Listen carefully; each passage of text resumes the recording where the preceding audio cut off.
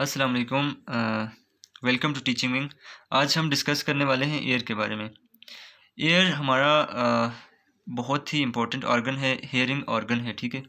ये हमारे पास एयर के बेसिकली थ्री पार्ट्स होते हैं अगर हम देखें तो। सबसे पहले हमारे पास एक्सटर्नल एयर होता है, मिडल एयर होता है, एक्सटर्नल एयर होता है, ठीक है, ये वाला। और फिर उससे आगे मिडल एयर और उससे आगे हमारे पास इनर एयर होता है। इसमें हमारे पास एक्सटर्नल एयर इतना एज सच इम्पोर्टेंट नहीं है, लेकिन आपको मैं थोड़ा सा व्यू दूंगा। सबसे इम्पोर्टेंट हमारे पास इनर एयर है और हमारे पास नहीं, मिडल एयर है और इनर एयर है। इनर एयर को हम लेब्रिंथ भी कहते हैं और इसके दो पार्ट्स होते हैं। एक हमारे पास बोनी लेब्रिंथ, ठीक है, इसके दो पार्ट्स होंगे हमारे पास। एक होगा बोनी लेब्रिंथ और एक होगा हमारे पास मेम्ब्रेनस लेब्रिंथ। बोनी लेब्रिंथ के अंदर मेम्ब्रेनस लेब्रिंथ लाई करता है, ठीक है। अब हमारे पास इसको हम बाद में डिस्कस करेंगे, दिस इज़ मोस्ट इम्पॉर्टेंट। हम थोड़ा सा एयर का एक्सटर्नल एयर का व्यू देखते हैं। सबसे पहले हम थोड़ी सी लोकेशन देख लेते हैं कि एयर हमारे स्कल के किस जगह पे, मतलब एक्सटर्नली कहाँ लाई करता है, ठीक है। अगर हम स्कल को ऊपर से देखें, ऊपर से थोड़ा सा मतलब इस तरह काटें स्कल को, तो हमारे पास ऊपर से अगर हम स्कल को देखते हैं तो हमारे पास सिफनाइड बोन है जिसके विंग्स हैं और इसको डिवाइड करती है, ठीक है। हमारे पास जो आगे होता है ब्रेन का, ये जो अगला वाला पार्ट होता है, ये हमारे पास एंटीरियर क्रेनियल फोसा होता है। इसके बाद हमारे पास ये वाला जो पार्ट होता है, ये मिडिल क्रेनियल फोसा होता है।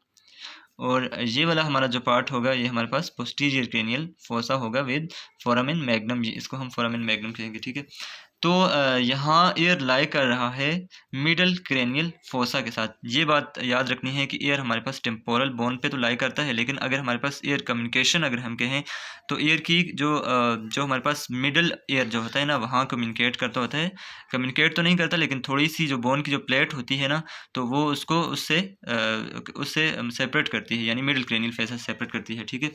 अब हम सबसे पहले आते हैं हम एक्सटर्नल एयर पे अगर आएँ तो एक्सटर्नल एयर के हिस्टों के हिसाब से थ्री पार्ट्स एक्सप्लेन किए हुए हैं, जिसमें हमारे पास आरिकल है, इकास्टिक एक्सटर्नल इकास्टिक ऑडिटरी मियाटस है, और उसके बाद हमारे पास टिम्पैनिक मेम्ब्रेन है। लेकिन हमारे पास एनाटॉमी में ये दो पार्ट एक्सटर्नल एयर के बताए हुए हैं, और इसको ये कहा गया है कि ये मिडल और एक्सटर्नल एयर के दरमियान ये कनेक्शन है टिम्पैनिक मेम्ब्रेन। ये भी काफ़ी इंपॉर्टेंट है, ठीक है। ये हम आगे डिस्कस करते हैं। तो सबसे पहले हम आरिकल को डिस्कस करते हैं। तो आरिकल को अगर आरिकल इसके जो काफ़ी इलास्टिक होता है, तो इसको मैं आपको लाइव मॉडल पे लाइव बता रहा हूँ। Let's see. आरिकल के लिए हमारे पास पार्ट्स हैं। आरिकल जो हमारे पास जो बाहर वाला जो सारा पोर्शन होता है, इसे हम आरिकल कहते हैं, ठीक है। ये काफ़ी इलास्टिक होता है, इसमें इलास्टिक कार्टिलेज होती है, ठीक है। इसकी जो एपिथेलियम होती है वही स्किन की एपिथेलियम होती है, स्ट्रेटिफाइड स्क्वेमस केराटिनाइज्ड एपिथेलियम, ठीक है। इसके जो हम पार्ट्स अगर देखें तो इसके हम जल्दी से पार्ट्स देख लेते हैं। ये हमारे पास हेलिक्स है, ठीक है, ये सबसे ऊपर वाला फोल्ड होता है। इसके बाद हमारे पास ये इनर वाला जो फोल्ड है, ये हमारे पास एंटी हेलिक्स है, ठीक है। हेलिक्स का जो लास्ट पोर्शन है, ये वाला हमारे पास आहर में आके ये हमारे पास क्रस ऑफ हेलिक्स बनता है। और हमारे पास इसका जो हमारे पास एंटी हेलिक्स का जो लास्ट पोर्शन बनता है, ये हमारे पास क्रूरा ऑफ एंटी हेलिक्स। अब हम देखते हैं ट्रेगस। ये हमारे पास है ट्रेगस, ये वाला जो स्ट्रक्चर है ना, ये ट्रेगस है। और इसके सामने वाले ये जो थोड़ा सा एलिवेशन है, ये हमारे पास एंटी ट्रेगस है। और ये ट्रेगो एंटी ट्रेगस हमारे पास मिड में नोच बनती है, ठीक है। इसके बाद हम फोसा की तरफ आते हैं। तो सबसे पहले ये वाला जो फोसा है, ये हमारे पास स्क्वाइड फोसा है, जो हमारे पास हेलिक्स और एंटी हेलिक्स के दरमियान है। और ये वाला हमारे पास ट्रायंगुलर फोसा है, ट्रायंगुलर शेप फोसा बनता है, ठीक है। और इसके बाद हमारे पास सबसे जो बड़ा फोसा है, जिसे हम कोंका ऑफ आरिकल कहते हैं, ठीक है। ये concha of auricle external artery meatus. Artery meatus से अब हम आगे जाते हैं, नहीं, एक्सटर्नल आर्टरी मियाटिस की तरफ अब हम जाते हैं। जो हमारे पास एक्सटर्नल एयर है उसका एक पार्ट हो गया है, और अब हम इस पार्ट एक्सटर्नल आर्टरी मियाटिस की तरफ जाते हैं। ये क्या है? ये एक किनाल है, ठीक है। किनाल है जो कि हमारे पास एयर का जो आरिकल होता है, पिना को हमारे पास कम्युनिकेट करती है, टिम्पैनिक मेम्ब्रेन तक कम्युनिकेट करती है, ठीक है। ये 1 इंच होती है एडल्ट्स में, और ये हमारे पास थोड़ी सी हमारे पास कर्व्ड होती है, ठीक है। इसी वजह से हमारे पास जो टिम्पैनिक मेम्ब्रेन को देखने के लिए जो एग्जामिनेशंस होते हैं ना, उसमें डॉक्टर्स क्या करते हैं कि जो पिना होता है ना, इसको हमारे पास एडल्ट्स में थोड़ा अपवर्ड एंड बैकवर्ड मूव करते हैं, जबकि हमारे पास जो चिल्ड्रंस होते हैं, छोटे बच्चे होते हैं, उनमें हमारे पास डाउनवर्ड्स एंड बैकवर्ड मूव करते हैं, ताकि हमारे पास ये सीधी यहाँ पर आटो जो स्कोपी होती है, तो उससे एग्जामिनेशन किया जाता है इससे। तो इस तरह किया जाता है। अब हम देखते हैं, एक बात आपको याद रखनी है कि जहाँ भी हमारे पास स्किन जिन जिन जगह से स्किन अंदर गई हुई है ना, यानी कि होल है, तो उसकी जो एपिथेलियम होती है थोड़ी सी जगह तक रिजेम्बलेंस करती है। एपिथेलियम भी हर चीज़ भी, नर्व सप्लाई, इसी तरह हर चीज़ जहाँ से, जैसे आप हमारे पास आई में अगर अंदर जाते हैं तो हमारे पास आई की जो ऊपर वाली मेम्ब्रेन होती है, क्यूटेनियस पार्ट होगा, उसमें हमारे पास जो स्किन वाली ही एपिथेलियम होगी, उसके अंदर थोड़ी सी जगह पर स्किन वाली होगी। इस तरह माउथ से अगर जाएँ हम तो सबसे पहले जो क्यूटेनियस, जो लिप्स के क्यूटेनियस पार्ट होंगे, उसमें हमारे पास स्ट्रेटिफाइड स्क्वैमस केराटिनाइज्ड एपिथेलियम होगी जो कि स्किन से रिजेंबल करती है। इसके अंदर अगर आप अंदर जाएँ तो हमारे पास जो टंग है उस तक ये जो होती है ना पार्शली केराटिनाइज्ड होती है। कहने का मतलब ये है कि आप से अगर कोई पूछे कि इसकी एपिथेलियम क्या है तो इसी से रिजेंबल करती है। जो हमारे पास स्किन की एपिथेलियम होगी स्ट्रेटिफाइड स्क्वैमस केराटिनाइज्ड एपिथेलियम, वही एक्सटर्नल आर्टरी मियोटिस की एपिथेलियम भी होगी। अब एक्सटर्नल आर्टरी मियोटिस की जो हमारे पास स्किन होती है उसमें क्या क्या चीज़ें होंगी, तो उसमें हमारे पास सबसे पहले हेयर्स होते हैं, ठीक है, हेयर्स होते हैं, वो तो आपको आपने देखे भी होंगे। इसके अलावा हमारे पास सेबेशियस ग्लैंड होते हैं। सेबेशियस ग्लैंड के बारे में थोड़ी सी बात ये बतानी है कि सेबेशियस ग्लैंड उस जगह पे कंसंट्रेटेड होते हैं जहाँ पर हमारे पास हेयर्स होते हैं। हेयर्स इसलिए कि हमारे पास सेबेशियस ग्लैंड की जो डक्ट होती है वो हेयर फॉलिकल्स के जो वो पार्ट होता है ना, उसी में ड्रेन होती है। इन्फंडिबुलम जो होता है ना, हेयर फॉलिकल के एक पार्ट में सेबेशियस ग्लैंड की डक्ट इस तरह ओपन होती है। इस वजह से जिस तरह हमारे पास सेबेशियस ग्लैंड सबसे ज़्यादा जो होते हैं वो हमारे पास हमारी स्कल्प में है, क्योंकि वहाँ हेयर सबसे ज़्यादा है, सेबेशियस ग्लैंड वहाँ सबसे ज़्यादा है, ठीक है। इसके बाद हमारे पास मॉडिफाइड स्वेट ग्लैंड्स हैं। यहाँ हमारे पास एक्सटर्नल आर्टरी मियोटिस में मॉडिफाइड स्वेट ग्लैंड्स को हम कहते हैं सेरोमनस ग्लैंड्स। सेरोमनस ग्लैंड्स हमारे पास एक वैक्स लाइक मटेरियल प्रोड्यूस करते हैं जिसे हम सेरोमन कहते हैं, ठीक है। सेरोमन का फंक्शन ये होता है कि जो हमारे पास डस्ट पार्टिकल्स होते हैं, वायरस, बैक्टीरिया, कोई भी चीज़ अंदर जाती है तो उसको हमारे पास वैक्स रोक लेती है, ठीक है।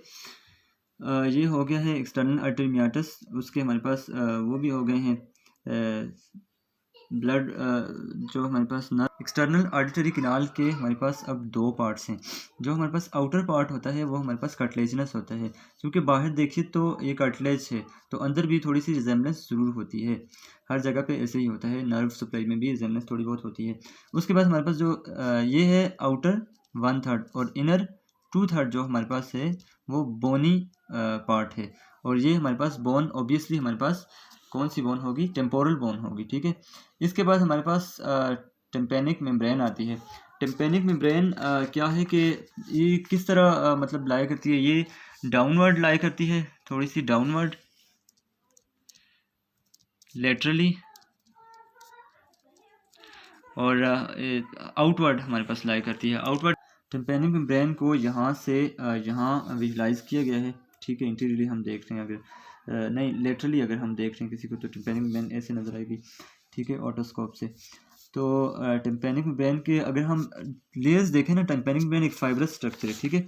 फाइब्रस स्ट्रक्चर किस तरह है कि अगर हम इसको अगर देखें तो जो सबसे बाहर वाली लेयर होगी, चूँकि ये क्यूटेनियस पार्ट है ना, एक ये लेयर होगी, एक ये लेयर होगी, और एक थर्ड जो लेयर होती है वो हमारे पास टेम्पेनिक मेम्ब्रेन के बाद, चूँकि हमारे ये टेम्पेनिक कैविटी आती है ना, तो जो थर्ड मेम्ब्रेन होती है वो mucous membrane of the cavity होती है।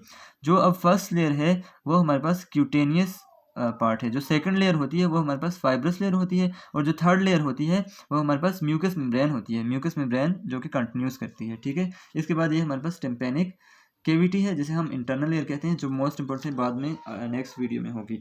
अब हम टेम्पेनिक मेम्ब्रेन को देखते हैं, तो टेम्पेनिक मेम्ब्रेन के पार्ट्स कौन कौन से हैं, ठीक है। टेम्पेनिक मेम्ब्रेन के सबसे पहले हमारे पास ये जो नज़र आ रहा है, ये मेलिस का हैमर नज़र आ रहा है, हैमर ऑफ मेलिस। ये टेम्पेनिक मेम्ब्रेन की जिस जगह लाई कर रहा है तो इस जगह ये थोड़ा सा डिप्रेशन सा बना रहा है टेम्पेनिक मेम्ब्रेन का। इस डिप्रेशन को हम अम्बो बोलते हैं, ठीक है। अब यहाँ जो लेटरल प्रोसेस होता है या टेम्पेनिक मेम्ब्रेन के जो हेड होता है, वहाँ से हमारे पास लेटरली 2 फोल्ड्स राइज होते हैं, जैसे हम इंटीरियर एंड पोस्टीरियर मेल्यूलर फोल्ड्स कहते हैं, ठीक है। इन फोल्ड से नीचे वाला जो टेम्पेनिक मेम्ब्रेन का पार्ट होगा, ये याद रखिए कि ये हमारे पास, इसे हम पास टेंसा कहते हैं, ठीक है, क्योंकि ये टेंस्ड होता है इसलिए हम इसे पास टेंसा बोलेंगे। और जो ये हमारे पास डेंस कनेक्टिव टिश्यूज होते हैं, काफ़ी डेंस होते हैं, और ऊपर जो हमारे पास होते हैं इन्हें हम areolar connective tissue mean loose connective tissue, और ये हमारे पास काफ़ी थोड़ा सा लूज होता है, ठीक है।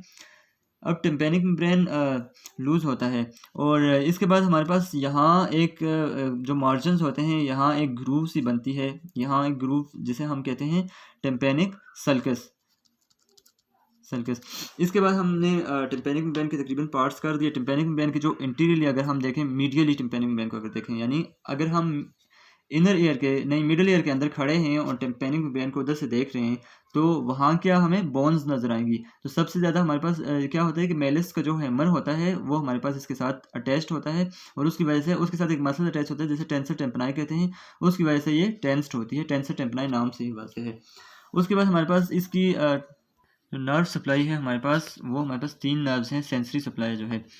ऑरिकुलोटेम्पोरल नर्व, ऑरिकुलोटेम्पोरल नर्व वही है जो हमारे पास पिना को भी सप्लाई करती है, और ये ऑरिकुलोटेम्पोरल नर्व जो होती है ये मैंडिबुलर डिवीजन ऑफ जो ट्राइजेमिनल नर्व होती है उसकी ब्रांच होती है, मैंडिबुलर डिवीजन जो इसको सेंसरी सप्लाई करती है। इसके बाद हमारे पास auricular branch of vagus nerve, vagus nerve की ऑरिकुलर ब्रांच भी इसके कुछ पार्ट को सेंसरी सप्लाई करती है। और उसके बाद ग्लोसोफ्रेंजियल नर्व, ये हमारे पास vagus nerve 10th cranial nerve है, ग्लोसोफ्रेंजियल नर्व हमारे पास 9th क्रीनियल नर्व है।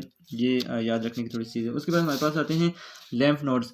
इसके हमारे पास लैम्फ यानी ड्रेनेज कहाँ होता है, तो लैम्फ ड्रेनेज इसके 3 लैम्फ नोड्स हैं। इनको आप एसएमएस से याद रख सकते हैं, ठीक है।